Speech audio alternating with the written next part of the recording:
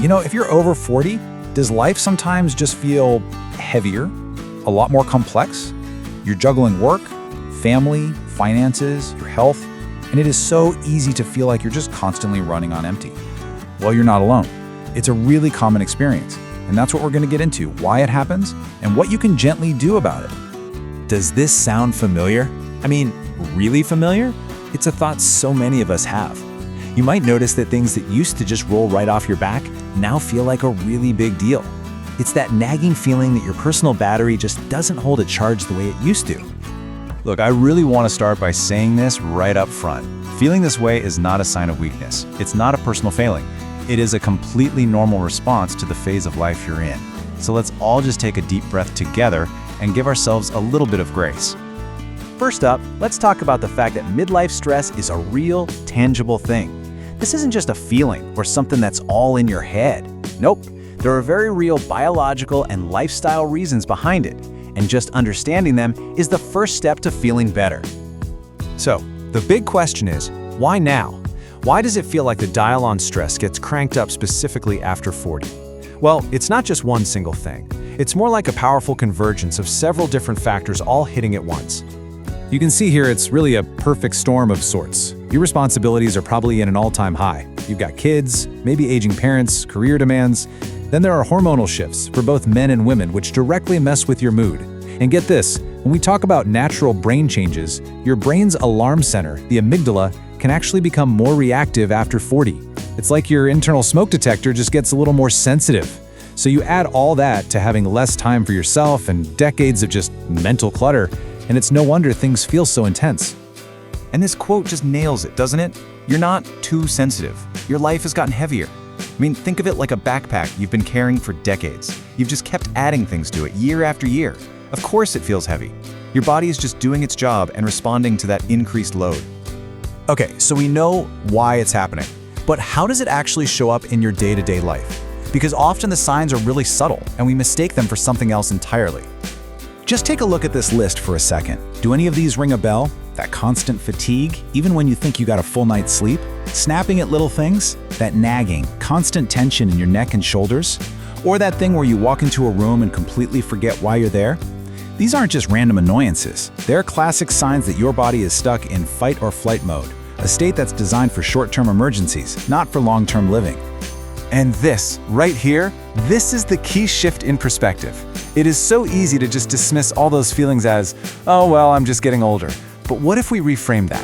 What if we saw it as our body sending us a quiet but really urgent message? It's not yelling, it's whispering, hey, I need a break, this is too much. And that's where we pivot from the why to the what to do about it. And here's the good news, you don't need some massive, life-altering overhaul. We're talking about a toolkit of small, gentle, and actually incredibly effective strategies. First up, the most immediate tool you have, and it's always with you, your breath. Slow, deep breathing is genuinely one of the fastest ways to tell your nervous system, hey, we're safe. It directly activates the body's brake system, the thing that calms down that whole fight or flight response. Let's just look at how simple this is. You breathe in through your nose for a count of 4, a gentle little hold at the top for 2, and then a long, slow exhale through your mouth for a count of 6. That longer exhale is the secret sauce. It's what really flips the switch on that calming part of your nervous system. Seriously, just a minute or 2 of this can change your entire state. All right, next in our toolkit, gentle movement. Think of it this way. Stress hormones like cortisol get your body ready for action. Gentle movement is that action. It completes the cycle and tells your body, okay, the danger is past, we can stand down now. And hey, we are not talking about running a marathon here. The effective dose can be as small as just 10 minutes. That's it. A simple 10-minute walk around the block, around your office, even just around your living room is enough to start lowering those stress hormones and reset your mind. It's so achievable, and it really, really works. Oh, this one is huge. Our culture loves to glorify multitasking, but our brains, especially after 40, they just handle focus differently. Trying to do 3 things at once creates this massive mental overload and just skyrockets your stress.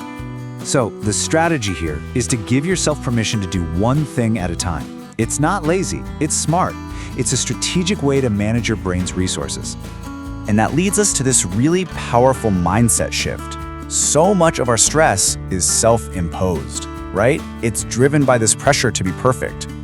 Choosing good enough is a radical act of self-kindness.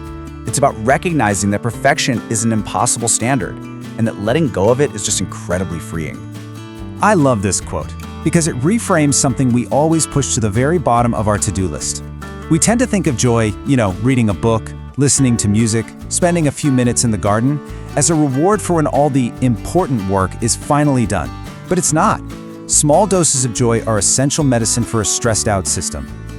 So as we start to wrap up, I want you to remember this.